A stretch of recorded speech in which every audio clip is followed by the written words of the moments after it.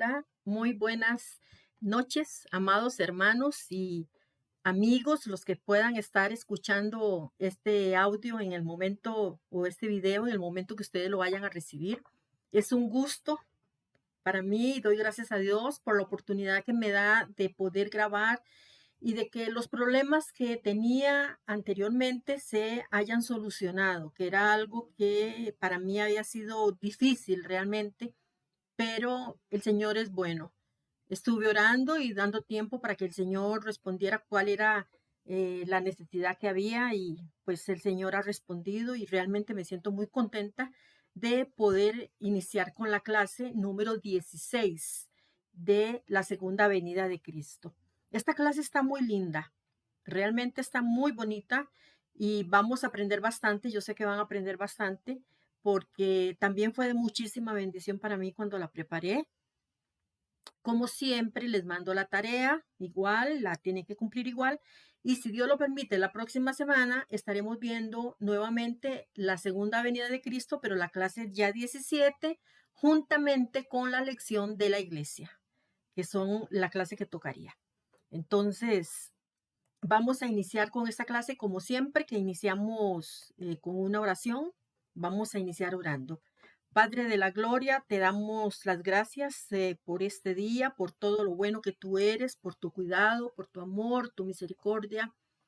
Señor, en este momento te quiero pedir que tú dirijas esta lección de principio a fin, que todo lo que se haga sea para honra y gloria tuya, que mi boca no diga algo que no está de acuerdo con lo que tú quieres que ellos aprendan, sino, Señor, que todo lo que hablemos y todo lo que hagamos sea para honrarte y glorificarte.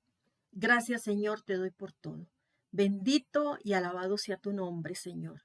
Bendice a cada persona que va a escuchar, cada hogar representado, cada hermano, cada persona que va a estar en este momento escuchando este video. Gracias por la oportunidad, mi Señor. Todo te lo pedimos y te damos las gracias en Cristo Jesús. Amén. Bueno, hermanos, entonces vamos a iniciar con la clase, vuelvo a repetir, 16 de la segunda venida de Cristo. ¿Se acuerda que nosotros habíamos quedado en lo que era las cosas que el Señor hablaba de la iglesia de Pérgamo? Y Jesús, vemos cómo él tenía siempre, en todas las cartas vemos que hay 7 características de las cuales el Señor distingue a cada una de las iglesias en cuanto a llamar la atención, en cuanto a tener que decirles algo, cualquier cosa que el Señor supiera que tenía que hacer, él lo iba a hacer. Entonces, en esta clase vamos a iniciar con el elogio o vamos a seguir con el elogio de la clase anterior que veníamos. Apocalipsis 2:13 dice, yo conozco tus obras y dónde moras, dónde está el trono de Satanás, pero retienes mi nombre y no has negado mi fe, ni aun en los días en que Antipas, mi testigo fiel, fue muerto entre ustedes donde mora Satanás. Entonces, hermanos, podemos ver que a pesar de las circunstancias que se mantenían, porque eran circunstancias muy difíciles en las que se hallaban ellos, los creyentes en la ciudad de Pérgamo mantuvieron valientemente su fe en Jesucristo. Ellos no echaron atrás su fe en Jesucristo. Jesús elogió más bien a los creyentes de Pérgamo por seguir reteniendo, que era lo que les decía a ustedes, el elogio que el Señor da, por seguir reteniendo el nombre del Señor, aun cuando vivían donde está el trono de Satanás, porque así lo dice la palabra del Señor en el versículo que acabamos de leer. Se han establecido, hermanos, muchas sugerencias con relación a la identificación del trono de Satanás. Algunos lo identifican con el espléndido altar de Zeus que dominaba la Acrópolis de la ciudad de Pérgamo. Esto no era sencillamente un altar. Realmente la palabra altar despista un poco realmente lo que esto es o lo que era, ¿verdad? En ese tiempo. La estructura del altar de Zeus es monumental. Si tuviésemos que decir cómo es monumental, con columnas muy altas en forma de una herradura. Sus medidas eran de 36 metros por 36,5 metros, esas columnas. Imaginen la altura que tenían estas columnas. El podio del altar estaba casi a 5,5 metros de altura. La gran moldura que corría en la base de la estructura estaba a unos 136 metros. Dicha estructura de Zeus representaba una gigantomaquia.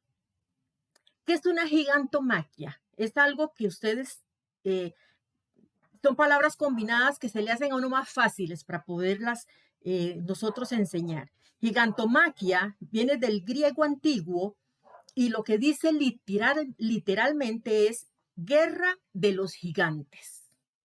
Entonces es decir, bien representado como una batalla de los dioses y los gigantes. Eran una de las más grandes obras del arte helénico que había en ese tiempo. Tan impresionante estructura pudiera fácilmente merecer la designación del trono de Satanás, porque si era con ese tipo de medidas, como era de grande, como era de preciosa, pues monumental, pues bien podría referirse como que ahí se podía designar el trono de Satanás.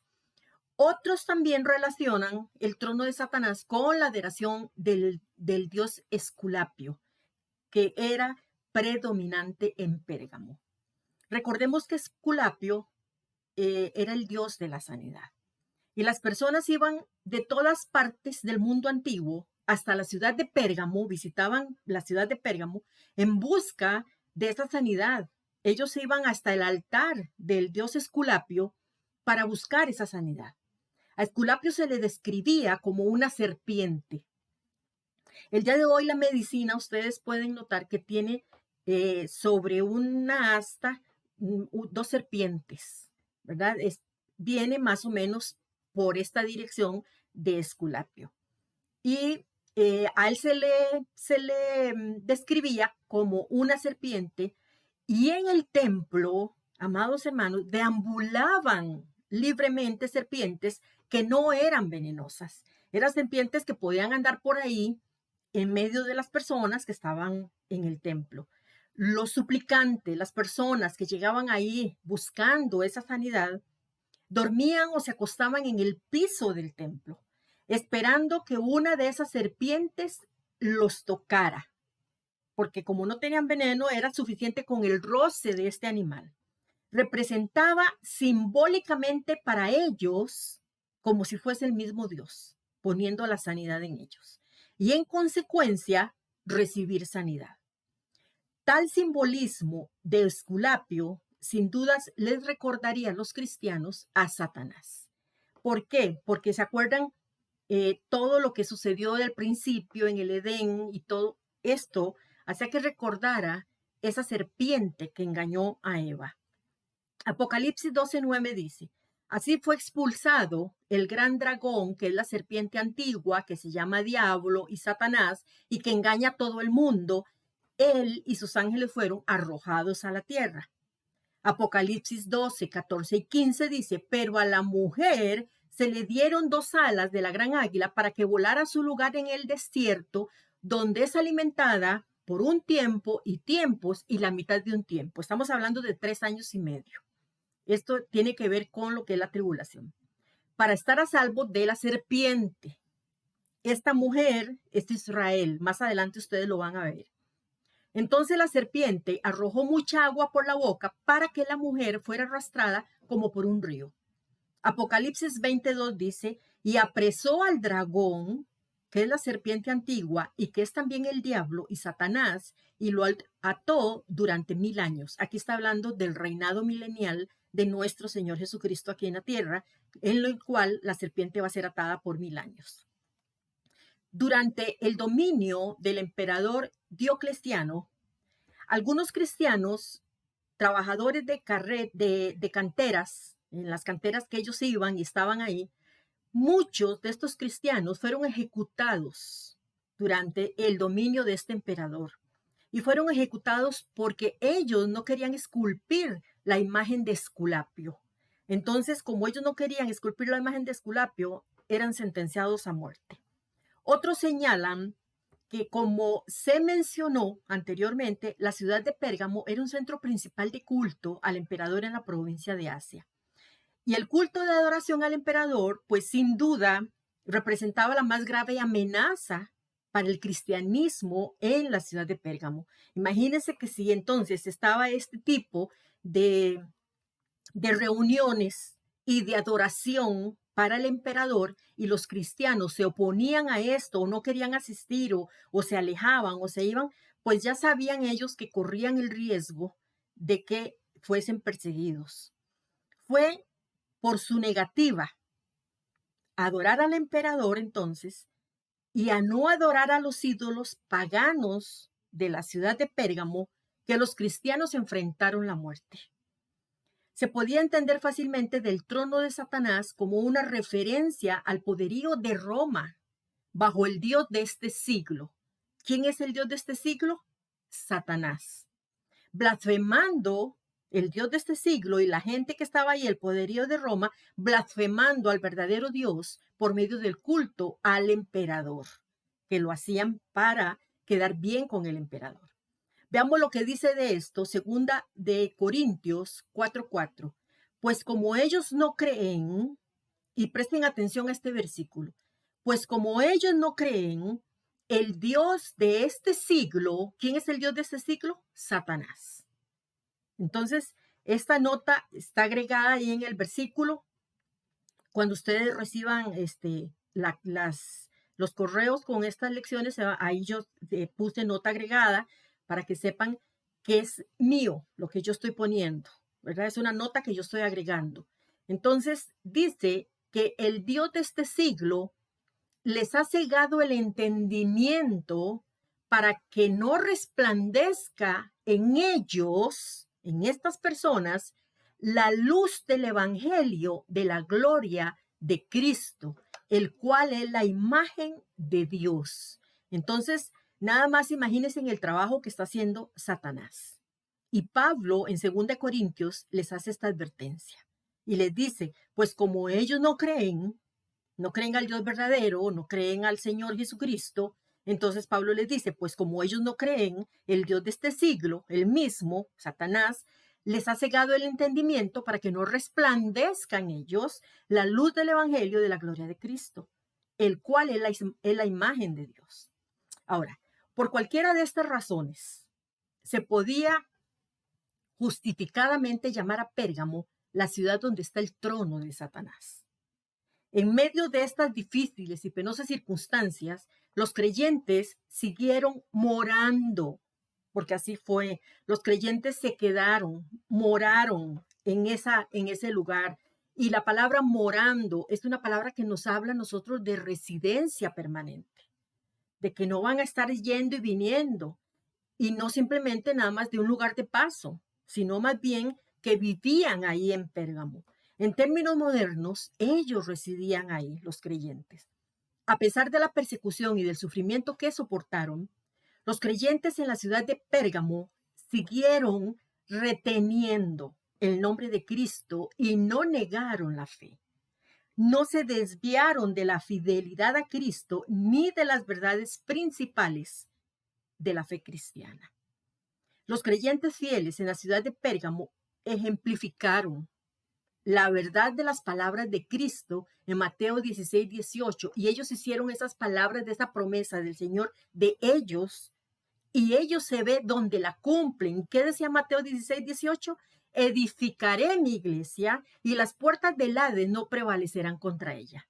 Imagínense, este grupo de creyentes estaba en una ciudad de Pérgamo, y en esta ciudad de Pérgamo se conocía que había un lugar que se le llamaban el trono de Satanás.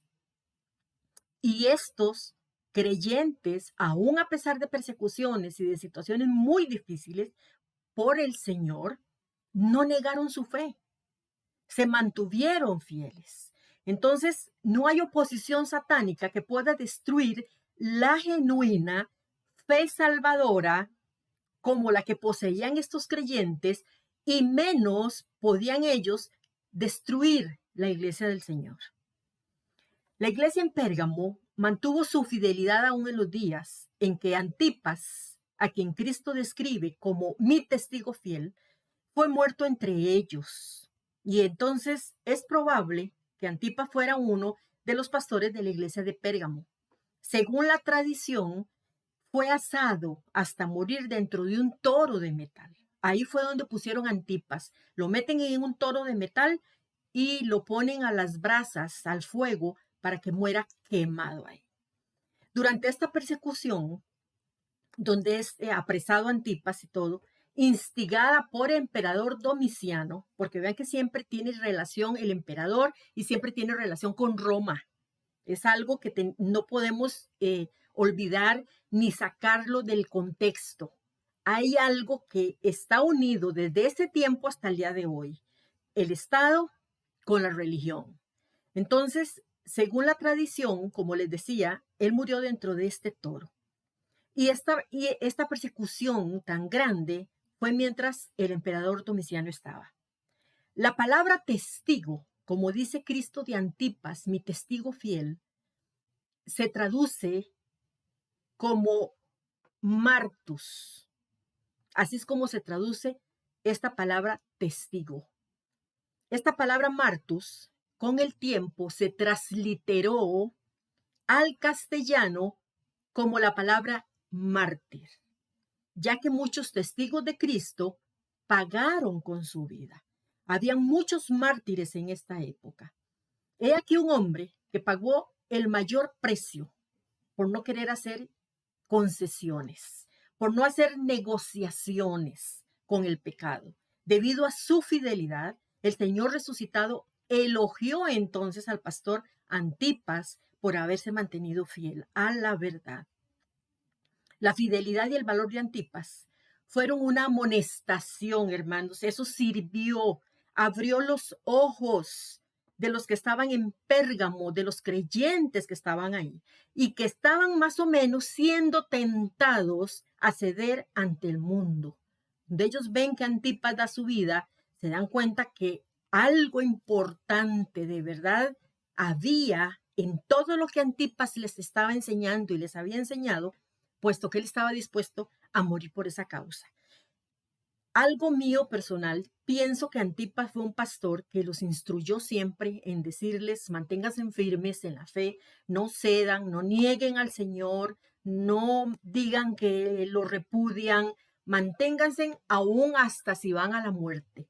Y yo pienso que ellos recordaron esa fidelidad. En alguno de estos momentos ellos recordaron y les sirvió de amonestación para entonces ellos echarse atrás, estos que estaban siendo tentados a ceder ante las cosas que el mundo les estaba ofreciendo.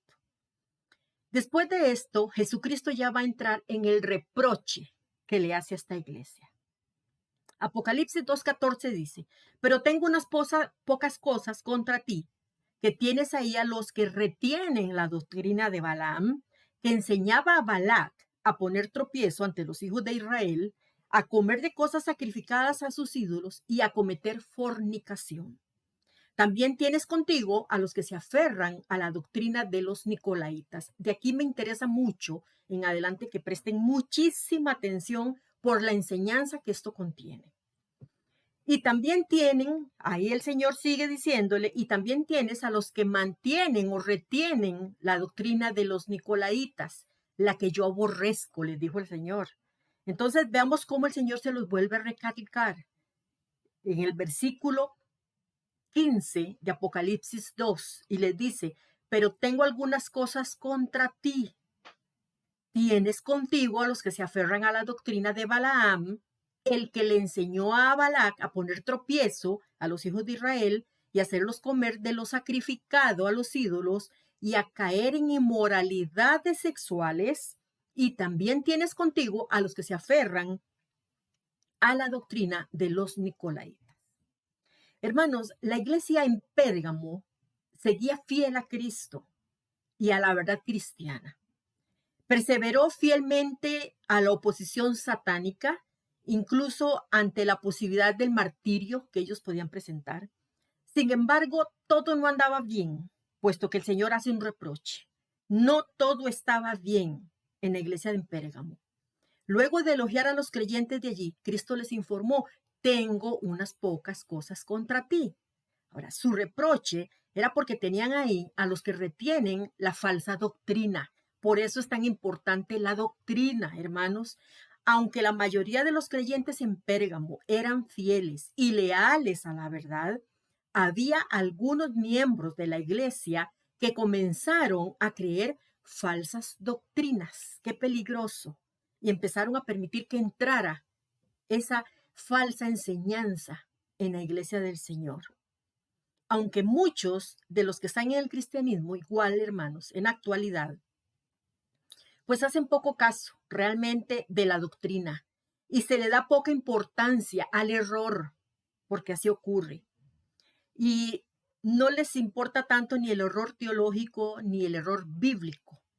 Ahora, si vamos a ver un error por una interpretación, hermanos, por una mala interpretación, yo puedo ser piedra de tropiezo para que una persona no se salve. Si yo le digo a una persona o les estoy enseñando algo y les digo, no, mire, con que hagan ustedes buenas obras, porque la Biblia dice que la fe sin obras está muerta, entonces tienen que hacer buenas obras para que ustedes se puedan salvar. Esta persona va a empezar por un error bíblico de interpretación o un error teológico.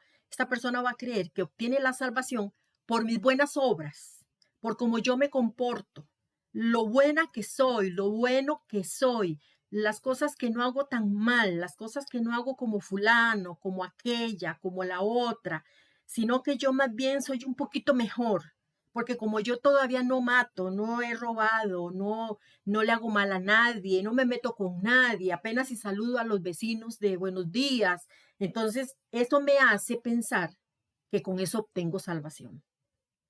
Y tenemos que tener claro, hermanos, que un error teológico puede llevar a una persona a la condenación eterna. Sabemos que la salvación es solamente a través de Jesús. No hay otro camino, dice la palabra, y el mismo Señor Jesús lo dice. Yo soy el camino, la verdad y la vida, y nadie viene al Padre sino por mí. Entonces, no hay otra forma de alcanzar la salvación. No es por buenas obras que yo haga, es por aceptar a Cristo. ¿Cuál es el pecado que manda el hombre al infierno? El rechazar a Jesús. Hermanos, una cosa es pensar y creer en un Cristo histórico que vino, que sí estuvo y lo creo. Mentalmente lo creo, vino, estuvo aquí, murió por mí, resucitó y hay una Biblia que lo dice, sí. Pero una cosa es creer con la mente, con el intelecto, y otra cosa es creer con el corazón. Hay una diferencia abismal. El conocimiento de las cosas yo las adquiero para poder meterlas en mi corazón y aceptar esas cosas en mi corazón como verdades, sin dudar, sin emociones, sin que haya ninguna emoción, porque eso no indica nada. Es el creer con esa fe que Jesucristo es el Hijo de Dios, que soy perdida, que necesito arrepentirme de mis pecados y es lo único que me hace a mí poder llegar a la salvación. Entonces, ese es el problema de los errores teológicos o los errores bíblicos. Dolorosamente, hermanos, siempre hay una excusa para no explicar bien las cosas, aún en las iglesias protestantes. Siempre, siempre van a decir una cosa, van a decir otra, y a veces ni ellos mismos tienen claro cómo presentar un plan de salvación. Entonces, cuando alguien intenta hablar con ellos, cuando alguien intenta hacerles ver su error, cuando alguien les dice, mire, podrían hacerlo mejor de esta y esta manera, porque lo están haciendo mal, es increíble y cuando suceden estas cosas, ellos siempre van a tachar a las personas que eso es legalismo. Eso es la única defensa que ellos pueden presentar. Es que son muy legalistas. No pudiendo diferenciar entonces estas personas entre la doctrina de Cristo, esta que Él dejó, esta que tenemos que cumplir, y el legalismo de verdad. No lo diferencian, no saben cómo se diferencia. Esa no es la perspectiva que tiene el Señor de su iglesia. Nuestro Señor sostiene esto contra cualquiera en su iglesia que se desvía y se va tras el error negándose a aceptar la verdad de la palabra, porque no le puedo agregar nada de lo que yo crea o yo suponga que es la palabra. No, hermanos, ninguna excusa es válida para Dios. No hay excusa. No es que, ay, Señor, es que si usted me hubiera advertido, o Señor, si usted me hubiera dado una señal, no hay excusa, porque todo está en la palabra.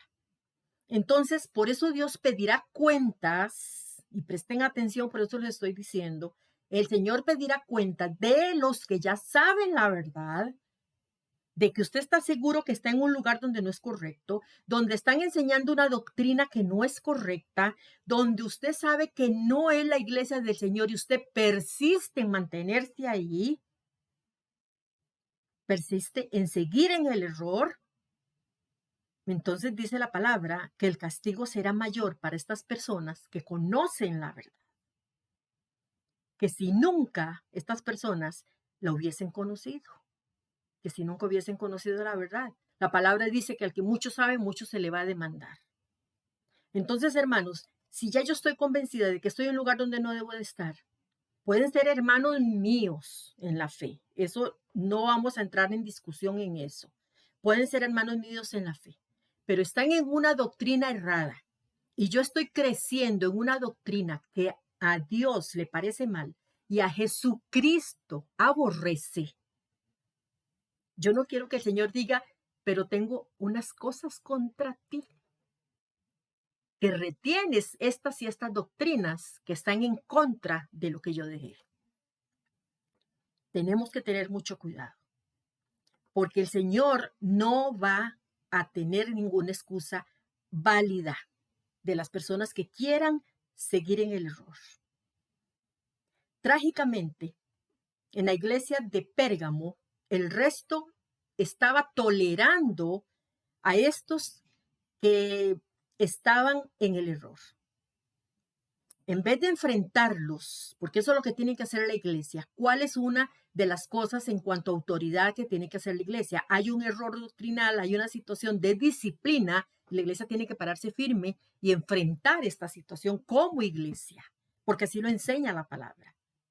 Entonces, habían unos que en vez de enfrentarlos, se negaban a arrepentirse y no los sacaban entonces tampoco del error. Y tampoco los sacaban de la iglesia, los dejaban en la iglesia. Y eso es lo que ordena Tito de parte de Dios que debe hacerse como iglesia. Una iglesia que sostiene una doctrina sana se va a mantener unida. Pero cuando empiezan a entrar herejías a la iglesia, empieza a hacerse divisiones en la iglesia, porque uno piensa otra cosa, otro piensa otra cosa. Y la Biblia enseña que eso no funciona así. Con el Señor somos una unidad y tenemos que creer lo que Él enseña sin necesidad nosotros de tener que estar dividiendo y menos siendo piedra de tropiezo para otros hermanos. Entonces Tito esto lo ordena. Habían herejías que estaban metiendo en este tiempo también en cuanto al gnosticismo.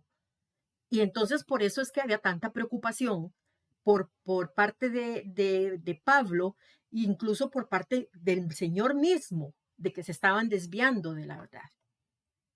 Tito 3, 10 y 11 dice, al que cause divisiones, deséchalo. Oigan, al que cause divisiones, deséchalo. Después de una y otra amonestación. Se le dice, ¿se acuerdan el orden de la disciplina en la iglesia que ya lo hemos visto en otras lecciones anteriores? Se le dice a la persona, si se arrepiente, lo has ganado. Si no se arrepiente, entonces tenga otros testigos que vayan contigo y vuelvan a hablar. Si no se quiere arrepentir, llámelo y póngalo al frente de la iglesia. Y si delante de la iglesia tampoco se quiere arrepentir, pues tenlo por gentil y publicano. O sea, está diciendo, deséchalo. Desechen a esa persona. Y entonces dice, después de una y otra amonestación, pues sabrás que tal persona se ha pervertido y peca y su propio juicio lo condena. Su propio juicio lo condena. Como muchas iglesias, hermanos, hoy en la actualidad, la iglesia en Pérgamo dejó de obedecer al mandato bíblico de practicar la disciplina en la iglesia. Veamos lo que dice Mateo 18, 15 y 18. Por tanto, si tu hermano peca contra ti, ve y repréndelo cuando él y tú estén solos. Y si te hace caso, habrás ganado a tu hermano. Pero si no te hace caso, haz que te acompañen uno o dos más para que todo lo que se diga conste en labios de dos o tres testigos. Si tampoco a ellos les hace caso, téngalo entonces por gentil y publicano, por cobrador de impuestos. De cierto les digo que todo lo que aten en la tierra será atado en el cielo y todo lo que desaten en la tierra será desatado en el cielo. Así también como el proteger la verdad y contender por ella. ¿Qué nos dice este versículo 18? De cierto les digo que todo lo que aten será atado en el cielo y todo lo que desaten será desatado en la tierra. Hermanos, esto no está hablando que el Señor se lo está dando a una persona. No sé cómo han malinterpretado esto en el contexto, honestamente, porque esto de desatar y atar es dado a la iglesia, como iglesia. Cuando la iglesia se reúne y tiene una sesión y toma decisiones como iglesia, como grupo, como organismo. Yo no tengo autoridad para andar atando ni desatando. Eso no es bíblico. Tenemos que ver el contexto. Y en el contexto esto es dado a la iglesia. Se le está diciendo a la iglesia cómo aplicar la disciplina. Entonces le dice, tenle por gentil y publicano. Y vuelve a reafirmar Cristo. Entonces le dice, de cierto les digo que todo lo que aten, ¿quién lo ata? La iglesia. En la tierra será atado en el cielo. Y con todo lo que desaten en la tierra será desatado en el cielo. Digamos, hay una persona que no se arrepiente, entonces tiene que quitarse de la membresía de la iglesia, se pone en disciplina, se reúne la iglesia y se habla de la situación de esta persona, se pone en disciplina, esta persona queda fuera de la cúpula de la protección de la iglesia del Señor, porque no se quiso arrepentir ni quiso arreglar las cosas con la iglesia. Entonces esta persona queda atada a su propio pecado, porque la iglesia donde la pone en disciplina quedó atada a ese pecado. Y cuando la iglesia tomó esa decisión, en el cielo también se ató. Entonces, esta persona no es perdonada ni aquí ni allí. Cuando esta persona se arrepiente y viene y se reúne en la iglesia, esta persona pide perdón, entonces la iglesia desata a esta persona del pecado. Y al desatar a esta persona del pecado y volverla de restituir a la iglesia y de volverle a dar compañerismo y de volver a tratar de que esta persona se restaure, cuando todo esto se hace, que se hace como iglesia, que se toma la decisión como iglesia, también en el cielo el Señor libera a esta persona de su pecado. Y le da la oportunidad de que vuelva a estar en la iglesia, que se arregle con la iglesia y vuelve a formar parte de la iglesia del Señor. Esto no es para un individuo. No me explico cómo por tantos años y cómo ha tomado el Señor la gente que oye cuando dicen y yo ato y yo te desato y yo te ato y yo te desato, y hay gente que no sabe tampoco ni cuándo es que ato ni cuándo desato. Ahora, ¿por qué es que no lo saben? Porque no ven el contexto. Porque esto fue dado a la iglesia. Está hablándose de disciplina en la iglesia. ¿Cómo se debe aplicar la disciplina en la iglesia? No es que yo ato a esa persona para Cristo. Hermanos, por favor. Aquí está hablando de disciplina. De disciplina. Ay, y yo desato a mi esposo de tal pecado. Hermanos, eso es tremendo. Esos son los errores y las herejías y errores bíblicos que entran a la iglesia y la gente se los empieza a creer y empiezan a desviarse de la verdad. Empiezan a desviarse de la bendita palabra del Señor. Por esos errores. Entonces, tenemos que ver que aquí está dándose esto a la iglesia. Específicamente, Cristo estaba preocupado por dos herejías que se estaban tolerando en la iglesia de Pérgamo.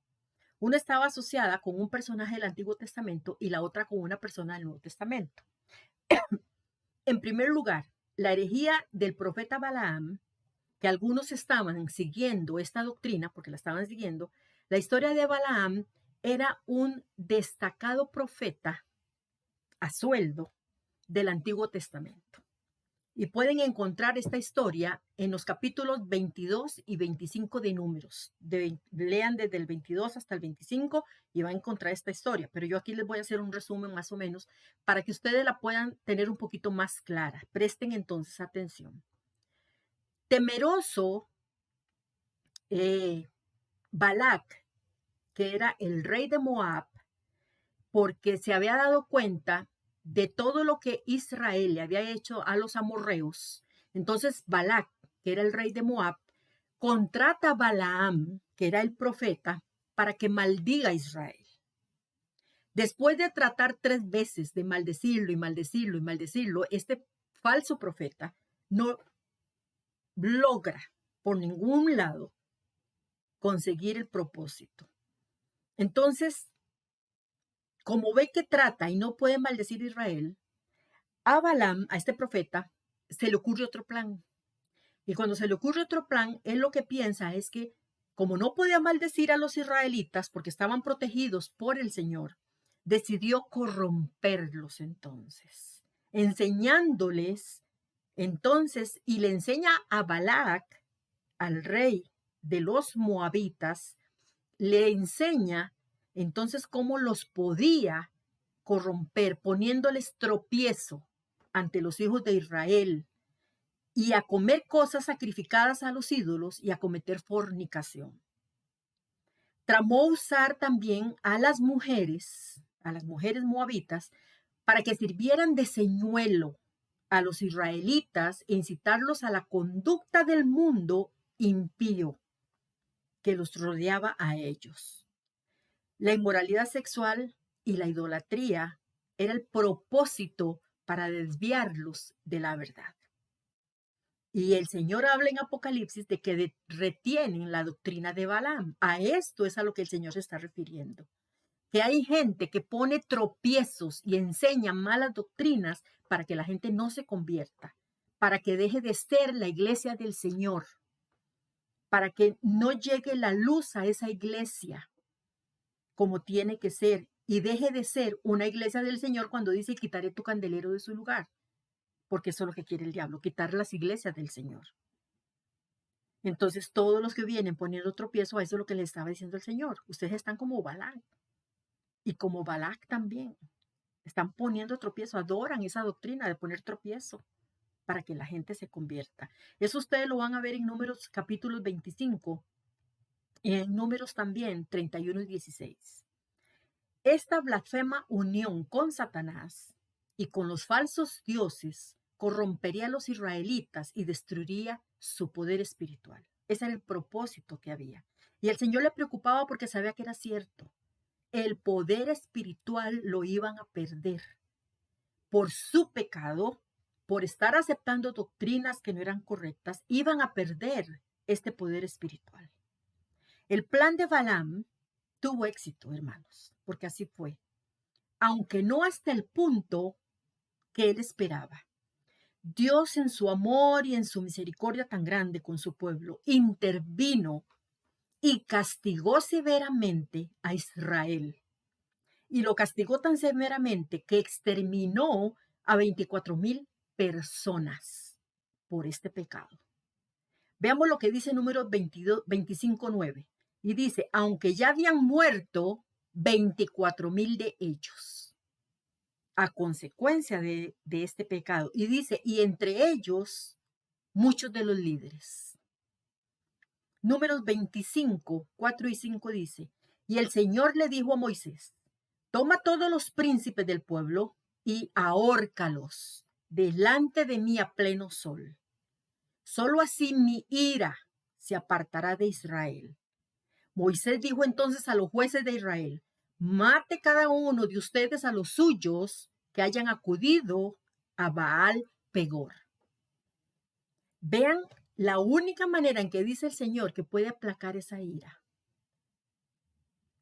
Hermanos, qué doloroso darnos cuenta que el Señor Jesucristo tuvo que llevar en sus hombros la ira de Dios para darte salvación a ti, salvación a mí.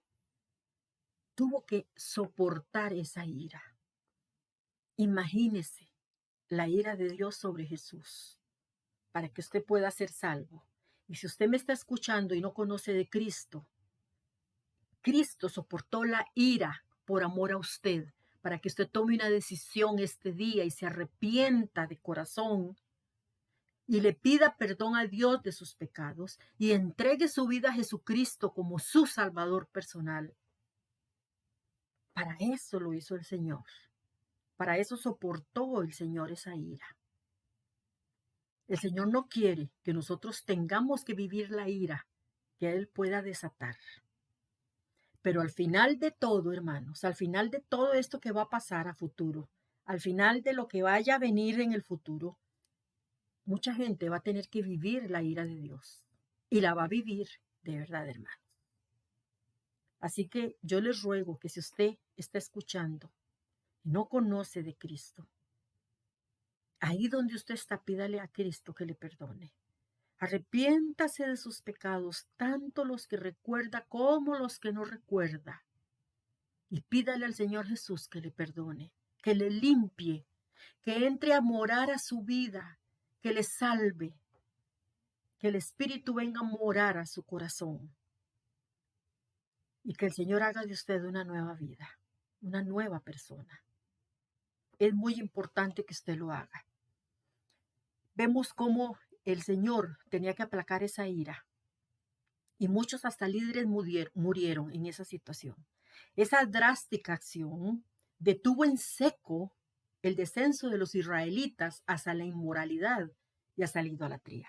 Cuando los israelitas empezaron a ver que los estaban matando y que era una orden del Señor porque la ira de Dios se había desatado, ellos empezaron a detenerse en seco y empezaron a darse cuenta que Dios no lo iba a permitir.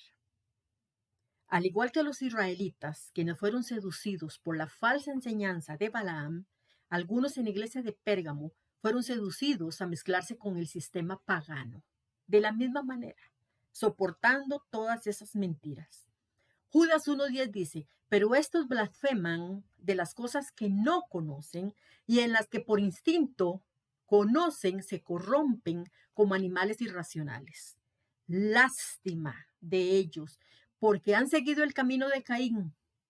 Por amor al dinero cayeron en el error de Balaam y murieron en la rebelión de Coré. Pedro también reprendió a los balaamitas. En 2 de Pedro 2:15 y 16 dice, han dejado el camino recto y se han extraviado siguiendo el camino de Balaam, hijo de Beor, el cual amó el premio de la maldad y fue reprendido por su iniquidad, pues una muda bestia de carga, hablando con voz de hombre, refrenó la locura del profeta. Pero de la misma forma, hermanos, en la que Dios castigó severamente a Israel por tal unión que había hecho, así el Señor Jesucristo amenazó con hacer lo mismo con la iglesia de Pérgamo. En este pasaje, en 2 Corintios 6, 14 y 17, el apóstol Pablo señala el pecaminoso desatino de que los creyentes busquen unidad con el mundo y les hace la siguiente advertencia.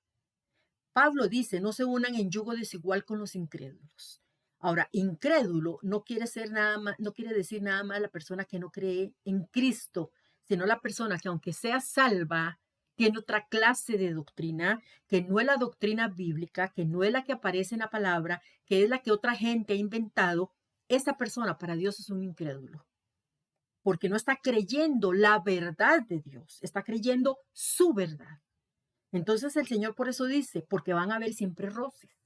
Por eso entonces el Señor dice, no se unan en yugo desigual con los incrédulos, porque ¿qué compañerismo tiene la justicia con la injusticia? ¿Y qué comunión la luz con las tinieblas? ¿Y qué concordia Cristo con Belial? ¿O qué parte del creyente con el incrédulo? ¿Y qué acuerdo hay entre el templo de Dios y los ídolos? Porque ustedes son el templo de Dios, del Dios viviente. como Dios dijo, habitaré y andaré entre ellos y seré su Dios y ellos serán mi pueblo. Por lo cual salgan de en medio de ellos y apártense, dice el Señor, y no toques lo inmundo y yo los recibiré. Vean todo lo que escribe la palabra del Señor en Corintios 6, del 2 Corintios 6, del 14 al 17. Salgan, dice el Señor. Si ustedes están en un lugar donde no están recibiendo la verdad, salgan, porque es idolatría. Están abrazando algo que no es verdadero. Y ustedes no pueden estar navegando en dos aguas. O están del lado correcto o están del lado incorrecto. Para Dios no hay tonos grises, ni hay cosas tibias. A pesar del ejemplo gráfico de Israel que tuvieron y de la clara enseñanza del apóstol Pablo, que probablemente ellos conocieran, algunos en Pérgamo persistían en seguir la enseñanza de Balaam. Ese es el problema. Ellos creían que se podía asistir a fiestas paganas con toda la depravación y la inmoralidad sexual y aún unirse después de haber hecho todas esas cosas inmorales, desagradables a Dios, aberrantes, venir y estar ahí en la iglesia y venir y adorar a Jesucristo. Eso es el pensamiento de ellos. Y ese es el pensamiento que el mundo hoy quiere meter a la iglesia. Y Satanás sabemos que está detrás de todas estas cosas. Por eso es imposible que podamos tener esto. Vea lo que dice Santiago 4:4. La amistad del mundo es enemistad contra Dios. Él, hablando de la persona, el que quiera ser amigo del mundo se constituye en enemigo de Dios. Pedro escribe en 1 de Pedro 2:11. Yo les ruego como extranjeros y peregrinos que se abstengan de los deseos carnales que batallan contra el alma. El asunto de que los cristianos pueden participar de fiestas idolátricas, como rezos y cosas de estas, es lo peor que pueden hacer delante de Dios.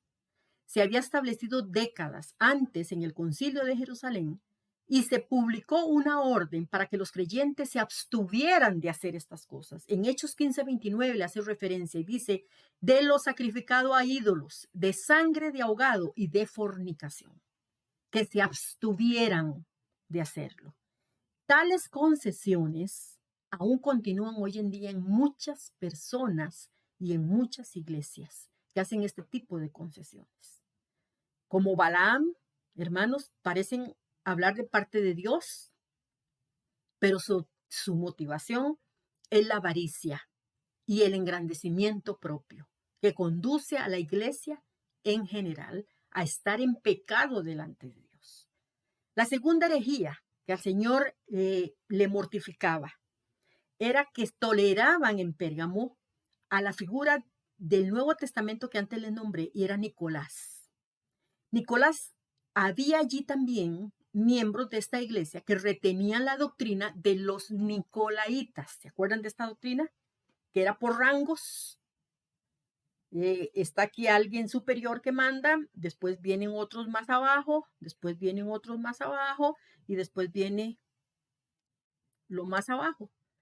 Pero hay alguien arriba que no es Jesús, que no es Dios y que está tomando decisiones a nivel de mundo en cuanto a religión. Y ustedes saben de la denominación que estoy hablando. Esa era la doctrina de los nicolaitas y el Señor la aborrece. Entonces, había también allí miembros de esta iglesia que retenían la doctrina de los nicolaitas. La palabra también indica que la enseñanza de los nicolaitas condujo a la misma malvada actitud que tenían los seguidores de Balaam, de dividir, de desobedecer, de permitir falsas doctrinas en la iglesia. Los nicolaitas derivan su nombre, como les dije antes, de Nicolás. Nicolás era uno de los 7 hombres escogidos para encargarse de la distribución de alimentos en una sesión de negocios que tuvo la iglesia que estaba reunida, la cual decide de una vez elegirlo como iglesia entonces a estos 7 diáconos y dentro de ellos está Nicolás. Vean lo que dice Hechos 6, del 3 al 6, cómo se elige un diácono. Y dice, así que hermanos, busquen, están hablando aquí en la iglesia reunida, los apóstoles. Y dice, busquen entre todos ustedes, entre la iglesia reunida, a 7 varones de buen testimonio que estén llenos del Espíritu Santo y de sabiduría para que se encarguen de este trabajo. ¿A quién pidió? Hombres. ¿Cuántos? 7. Así nosotros, dijeron los apóstoles, así nosotros podemos continuar orando y proclamando la palabra. Esta propuesta fue del agrado de todos los creyentes y eligieron Esteban, uno, que era un varón lleno de fe y del Espíritu Santo que murió apedreado, a Felipe, a Prócoro, 3, Nicanor, 4, Timón, 5, Parmenas, 6 y Nicolás, un prosélito de Antioquía. Ahí está el nombre de Nicolás. Este es el Nicolás del cual él tiene una doctrina de los nicolaitas. Entonces, se cree que este Nicolás, según la historia, se cree que Nicolás se volvió apóstata.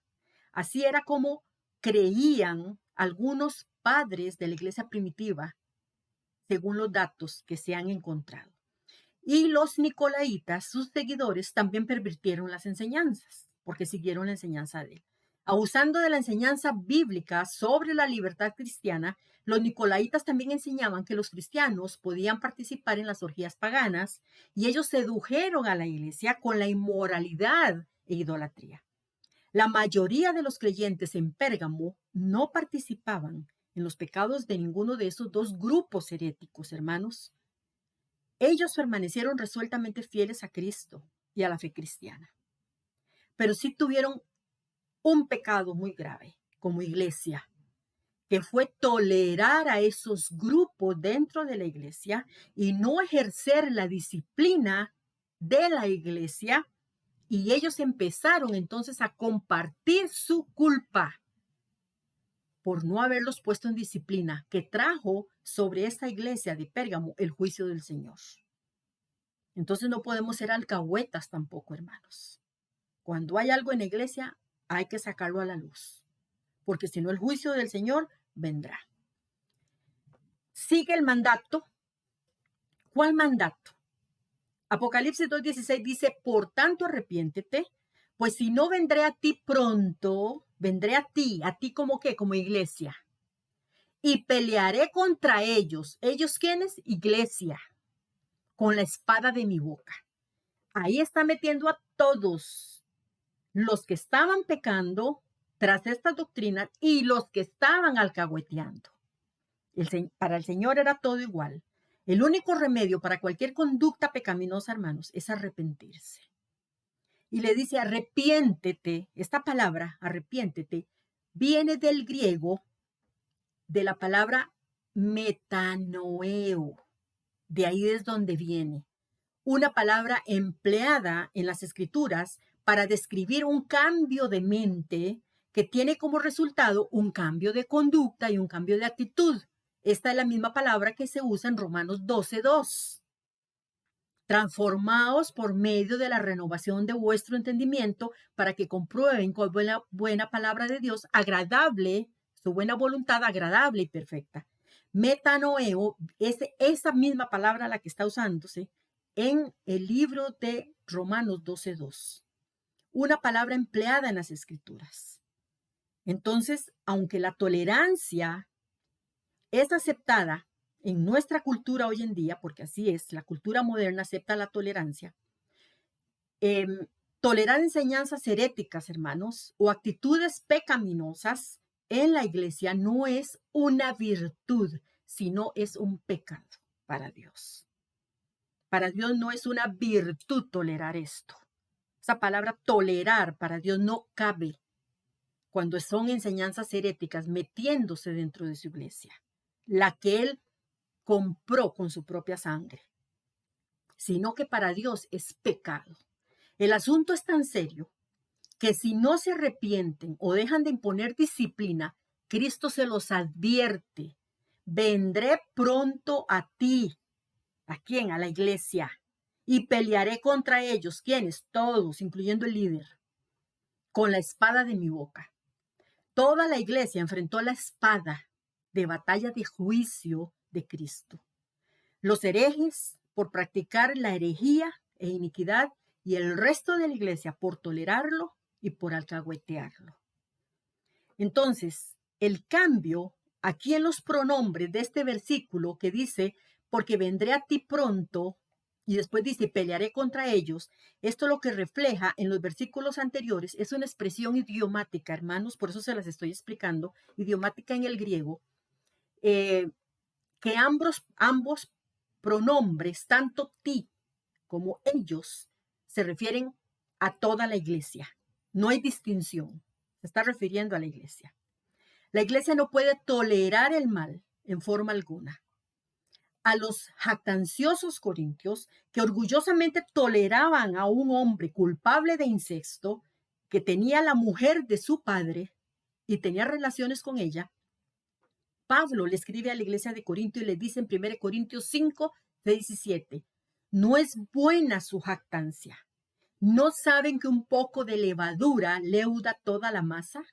Límpiense, pues, de la vieja levadura, para que sean nueva masa y sin levadura como son. La levadura tipifica pecado. Y Pablo lo que les está diciendo es, no saben que un poco de levadura, un poquito de pecado, echa a perder toda la masa. Todo se hace grande cuando le entra la levadura, todo se hace más grande, un poquitito, un pecadito chiquitito, hace todo más grande, se meten en más problemas. Entonces les dice, límpiense pues de esta vieja levadura, de ese viejo hombre, para que sean nueva masa, para que no tengan levadura ni un poquito, porque ustedes están llenos de levadura así como están. Eso es lo que les dice Pablo a los corintios. A los creyentes que están en pecado se les debe hacer sentirse mal, hermanos, en el compañerismo y en la adoración de iglesia, al ser confrontados poderosamente con la palabra de Dios. Tampoco la meta de la iglesia es proporcionar un ambiente en que los incrédulos se sientan cómodos, hermanos, así como, ay, qué comodito, qué lindo, me encantó, qué bonito, porque predicaron muy bonito y no tocaron pecado y no me tocaron algún punto que a mí me pudo haber llegado y me pudo haber encarado, sino que todo fue muy linda, la predicación muy linda, todo va a ir bien, todo está muy bien, Dios nos ama, Dios nos quiere, todo perfecto, pero no se tocó pecado. Entonces, ¿qué es lo que pasa? La meta de la iglesia tampoco es proporcionar un ambiente en que el incrédulo se sienta cómodo. Porque si el incrédulo se sienta cómodo, hermanos, ese incrédulo sale de esa iglesia sin tomar una decisión por Cristo. Va a decir, después, pero sí me encanta, voy a volver porque qué lindo, sí me gusta porque predican bonito, predican muy lindo y predicó mucho y da mucha esperanza y da mucho esto y mucho lo otro, pero no habla de pecado. Entonces, no pueden sentirse cómodos porque es el único lugar donde ellos pueden escuchar la verdad de su pecado y es el único lugar donde ellos realmente se van a sentir culpables por su pecado y es el único momento que quizás ellos van a tener para que puedan ser salvos. Entonces, veamos lo que dice Romanos 10, del 13 al 17. Porque todo el que invoque el nombre del Señor será salvo. No es que invoque, no es que diga, ay Señor, ya soy salvo. No, esto es un error teológico. La gente dice, ¿quién quiere aceptar a Cristo en una iglesia moderna? Y todo el mundo levanta la mano. Yo lo quiero aceptar, yo lo quiero aceptar. Después uno les dice, ¿qué hizo usted? No hubo arrepentimiento. Aceptaron a Cristo como algo así, siguen en su vida, por eso no hay cambios. Por eso no dejan malas prácticas, siguen con doctrinas que son más bien de tradición, siguen teniendo cosas de tradiciones porque mi mamá, mi abuelita, mi esto, aquello los practicaban y entonces yo no puedo dejarlo, no, Dios libre, ¿cómo voy a cambiar yo eso? Si fulanito, si tal lo dijo, eso tiene que ser así. Vaya a la Biblia, vaya a la Biblia. y coteje lo que usted oye con la palabra de Dios. Usted no puede dar crédito a algo que alguien le está diciendo si en la Biblia no aparece. Si en la Biblia no está, por muy lindo que a usted le digan, no va a ser, hermanos. Por mucho que a usted le digan que hay un lugar que se llama purgatorio para que vayan las almas que no van directamente al cielo, sino que van ahí un tiempo. Hermanos, busquen en la Biblia donde aparece eso, porque eso es una doctrina que inventaron y es una doctrina que está mandando un montón de gente al infierno. Eso es lo doloroso, porque es una doctrina inventada. La Biblia no habla de eso. La Biblia habla de solo dos lugares. O se va al cielo de una vez o se va al infierno. Pero no habla de un lugar intermedio. No sé por qué inventan tanto y por qué la gente es tan ignorante que se queda con lo que oyen. Y yo siempre les digo a ustedes, sean como los bereanos. Tienen para eso su Biblia. ¿Qué está haciendo la Biblia entonces ahí? Si ustedes no la están estudiando. Tienen que estudiar. Y tienen que aprender la verdad. Entonces no es nada más invocar, ay Señor, gracias, Señor, yo te acepto como Salvador. Sí, y el arrepentimiento, el sentirse la persona sucia y darse cuenta quién es ella delante de Dios, todo el pecado que carga, cómo Cristo pagó su precio de sangre por liberar a esta persona, y esta persona donde se ve se compuje su corazón, se duele su corazón, y lo único que quiere es, Señor, perdóname, sácame de aquí. Y sucede lo que dice entonces antes que leímos, que dice, salgan de ahí, pueblo mío. Conocen de verdad al Señor, pero no quieren dejar cosas. Entonces llega un punto en que más bien se van más hacia allá y al final entonces uno dice, ¿de verdad esta persona será salva? ¿De verdad conocerá a Cristo? Porque como si dice que es creyente, todavía mantiene las cosas que el Señor dice que aborrece y todavía las mantiene. Si usted es salvo, usted no puede sostener cosas que Dios aborrece, porque usted las va a aborrecer también.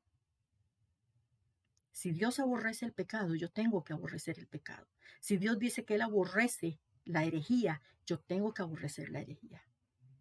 Pero si yo me conforme, me quedo ahí, pues está muy raro. Discúlpenme, hermanos, porque yo no conozco los corazones. Pero está muy raro que yo, habiendo sido liberada, quitada la venda de mis ojos, yo prefiera quedarme ahí. Que seguir en pos de mi Señor, de mi Maestro, que me ama tanto, que quiere la verdad, pero que aborrece las herejías y la mala enseñanza.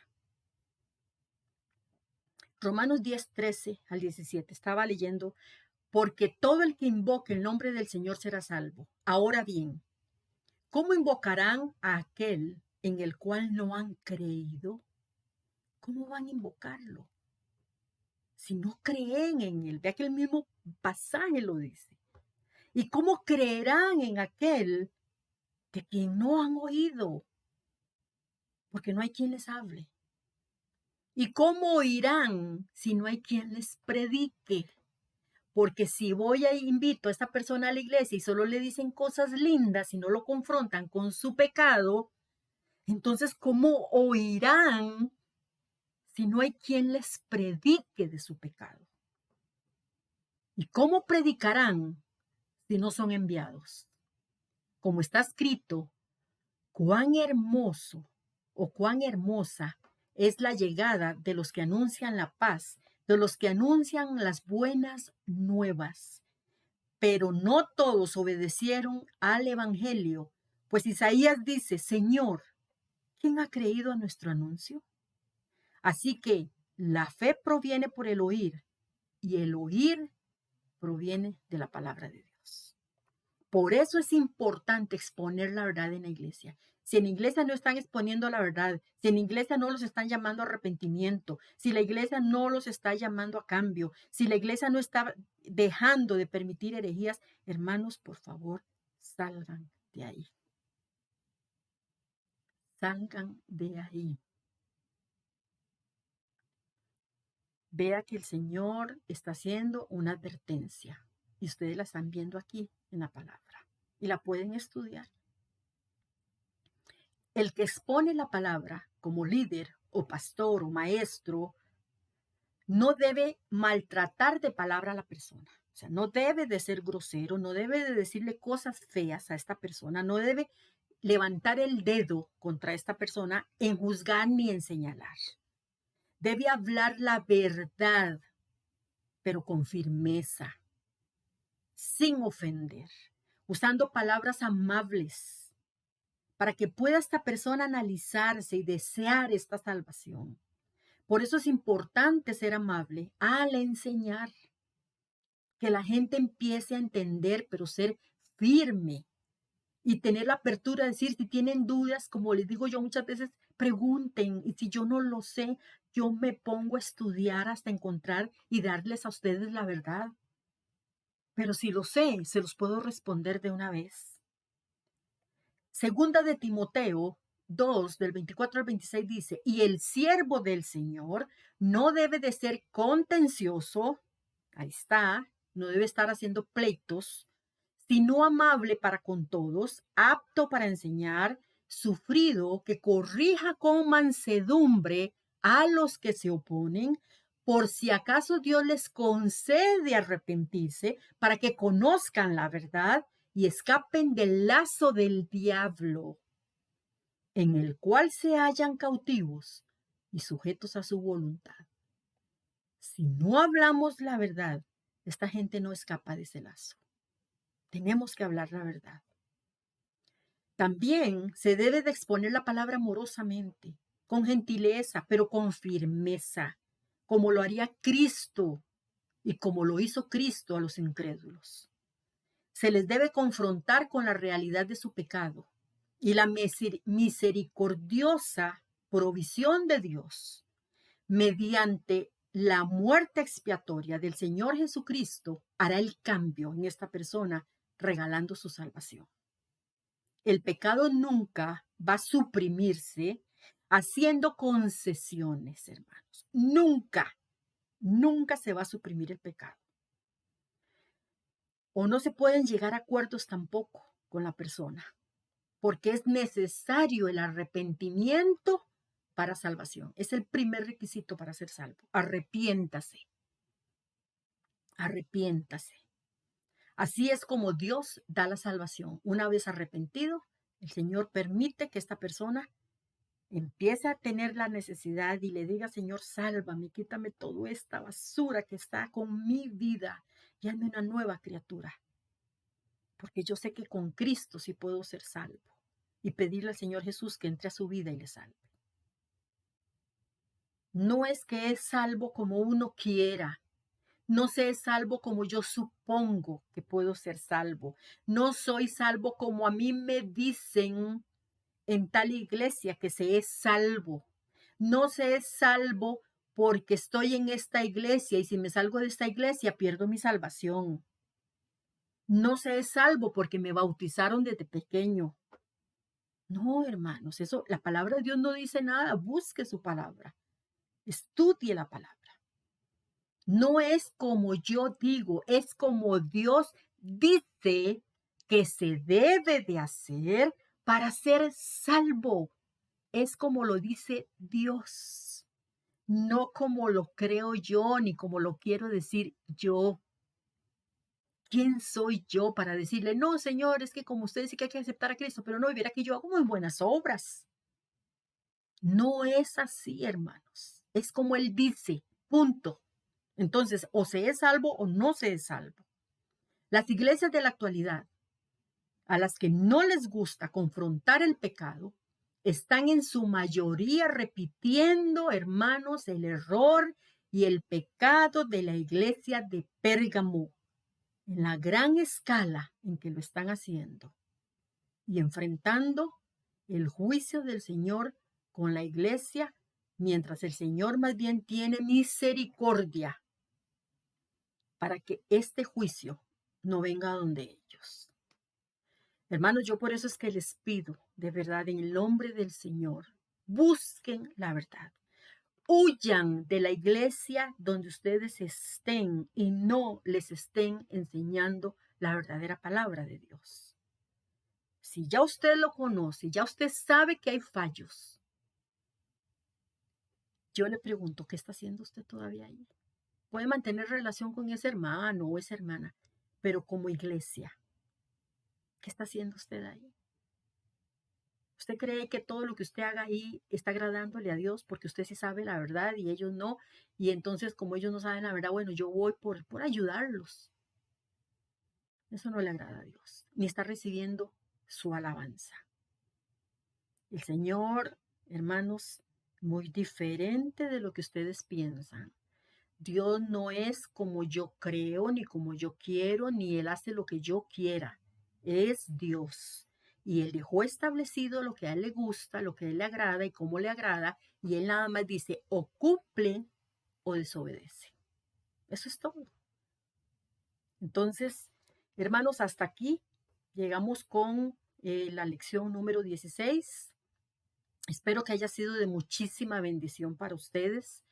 Les mando la tarea y les mando los versículos también, que ustedes necesitan los versículos para tenerlos ahí y que más fácil les quede hacer la tarea. Si Dios lo permite, la próxima semana estaremos entonces con la lección número 17 de la segunda venida de Cristo y con la lección de la iglesia. Ha sido como siempre, hermanos, un gusto estar con ustedes. Ha sido un gusto enseñar la verdad, enseñar la palabra de Dios y que de verdad esto ustedes lo atesoren y sean como los bereanos. Por favor, como los bereanos. Busquen, escarben, estudien. Si tienen que escuchar varias veces este video, escuchen las veces que sea necesario, pero atesoren en su corazón. Y si tienen que arrepentirse de algo, arrepiéntase, pídale perdón al Señor y pídale que Él le cambie en las cosas que usted está haciendo mal y que lo ayude a ser realmente la persona que el Señor quiere que usted sea. Como siempre, vamos a terminar con una oración y darle gracias al Señor por este tiempo que nos ha permitido estar. Todo para la honra y la gloria de Él, nada más. Bendito Señor que estás en los cielos, alabamos tu nombre y te damos las gracias por esta lección que pudimos recibir el día de hoy y poderla llevar a cabo. Padre, haz que esta lección quede impregnada en la mente y en los corazones, Señor, de tus hijos. Que ellos sepan que tienen que tomar decisiones por ti, Señor. Que ellos sepan que eres tú el único que da libertad. Y que como Dios, Señor, tú eres el que pone las reglas. Tú eres el que pone las cosas como se hacen. Nosotros solamente obedecemos. Nosotros ejecutamos, no legislamos. No ponemos ni leyes, ni tenemos autoridad para hacer cambios de absolutamente nada. Ayuda, Señor, para que las personas puedan abrir sus ojos y darse en cuenta. Que te puedan honrar y glorificar como único y verdadero Dios, que todo sea para tu honra y tu gloria. Gracias por ayudarme a mí a traer, Señor, este estudio. Y Señor, si hay alguien que lo vaya a escuchar y no te conoce, quien quiera que sea, yo te pido, Señor, que tú le permitas, con el poder de tu Santo Espíritu, reconocer la necesidad espiritual que tiene, que pueda arrepentirse de sus pecados, que pueda venir hasta ti y pueda decir, Señor, aquí estoy, como soy, como tengo todos mis pecados encima. Me arrepiento de los pecados que me acuerdo y no me acuerdo. Te pido, Señor, perdón. Y te pido, por favor, Jesucristo, sálvame. Entra en mi vida. Perdóname, límpiame. Quédate ahí. Sé que eres el Hijo de Dios. Lo creo con fe. Y por creerlo con fe, Señor, yo quiero que tú me salves. Ayúdame a crecer en tu palabra y ayúdame a mantenerme firme en esta nueva vida y oportunidad que tú me estás dando para ser salvo. Gracias, Señor, por esta magnífica salvación. En el nombre de Cristo Jesús. Amén. Hermanos, muchísimas gracias. De verdad fue un gusto estar con ustedes. Que Dios les bendiga y si Dios lo permite, nos vemos dentro de 8 días, si Dios lo permite. Que Dios les bendiga y muchísimas gracias.